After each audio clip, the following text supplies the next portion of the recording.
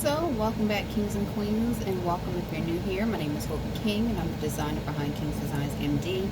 Today, I am making a new mask template. I have been asked to do some special order masks, and I just want to show you a quick way to make a template. The traditional mask that I make, I use a hard plastic template. For those particular masks, they're typically rectangle in shape. I sew the rectangle, add the elastic, and I do the 3 pleats on those masks. So that's typically what I've been using. Today, I've been asked to do a different style of mask. So I'm using the N95 as my template. I traced onto a piece of fabric just to try it out. This is my own fabric. This is not for anyone, but just to trace out the template to see how it actually would trace out for me, and placed it up to my face just to see if this would be a reasonable template. So that's working. So I will be utilizing this as my template, and I just wanted to show you how I would go about doing that. This works for almost anything that you want to do. Now I had been redoing playing around with notebooks. So I have a piece of notebook that was near me, and I'm going to use that basically as my cardstock, as my template. So it doesn't really matter where I place it, but I'm going to place it on an angle in the back, and I'm going to add a little bit of extra inches around it so that when I trace it out, it actually have part of a seam allowance. So I'm looking to see if I actually have a pencil. I prefer pencil over pen. I do have my white marking pen, but I think it's going to be difficult to see. Give it a quick mark. Yeah, that's going to be very difficult to see white on white. So I was trying to find something a little more colorful that would pick up. So let me see what I have. I have tons of things back here. So I have kind of a fuchsia color. So I'm just going to trace around. And if you were here, you could add your seam allowances now. I did not add any seam allowance to the back end of the template as I was doing it the first time. You really shouldn't move it once you get started, but I just want to move it so I can make sure that you guys can see. And I'm just going around tracing the entire thing.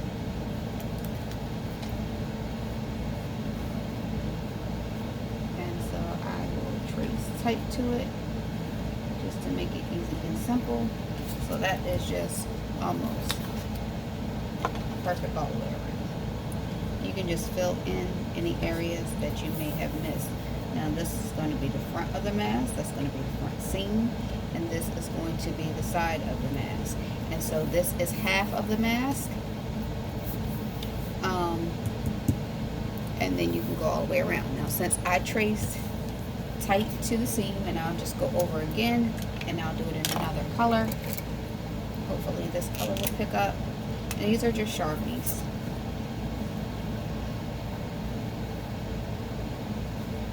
But if I stick tight to it,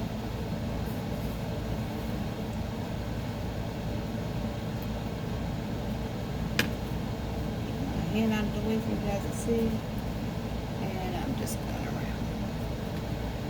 And I don't have anything heavy sitting here today, but you could use a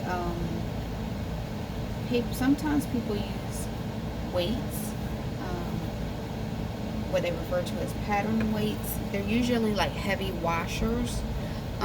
If you have something in your area that has some weight to it, you can sit it there so it can have some stability while you trace around. But that would be my outline, and I just kept it at the edge for that. So this is just going to be my straight outline that will be exactly how it's cut. And then I will use this one to give me a little bit of a seam allowance. So since I already have this out, I'm just going to move this up a little bit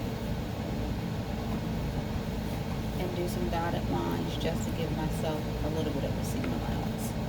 You don't have to do this. You can do it if you choose to. And you can use it and go all the way around. I really recommend that you measure out so that you can have a good measurement. So I went and found my tape measure so that I can give you a really good 1/2 inch seam allowance all the way around. And all I'm doing is where the fuchsia line is, I'm holding my tape measure up to the line, and I'm going to go around about 1/2 inch all the way around. Really, I can go 1/4 inch all the way around. So I'm going to use the second line, which is 1/4 inch, and I'm going to mark it all the way around.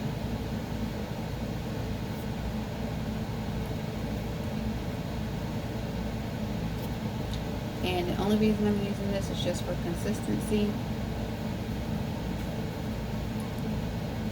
So if I follow my 1/4 inch line as I'm going, it should give me a nice consistent marking all the way around for 1/4 inch.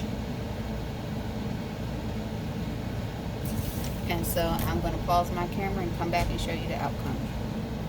Now I'm still tracing, but I just wanted to show you, as you get around the circle, I suggest you to draw shorter lines. Don't try to get a whole line going with your tape measure. Just move it along and make short strokes. It will help you keep a consistent measurement as you go along, and you'll have to turn it just a tad unless you have something like a French curve ruler.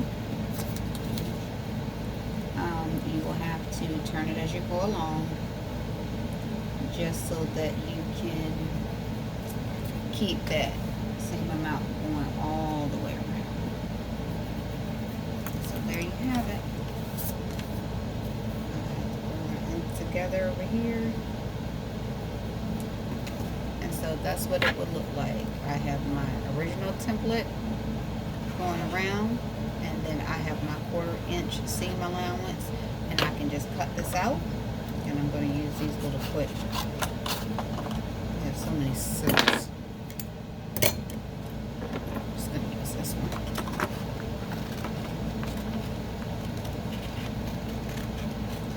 Cut this out on the black line, which has my seam allowance, and I still have my original markings.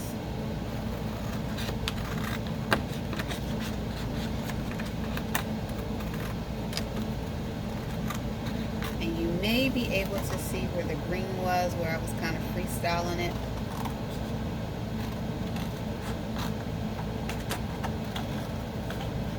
You can see why it's important not to freestyle it if you can help it, because you may not have a consistent measurement all the way around.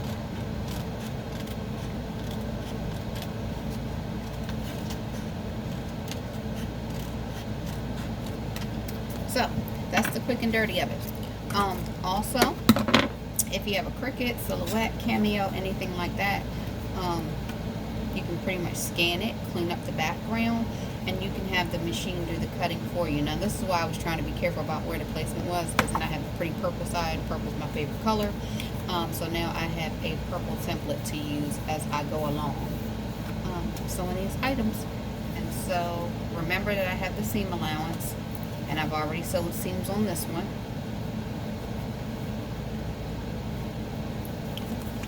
But minus the seam allowance, that's pretty much what you're working with.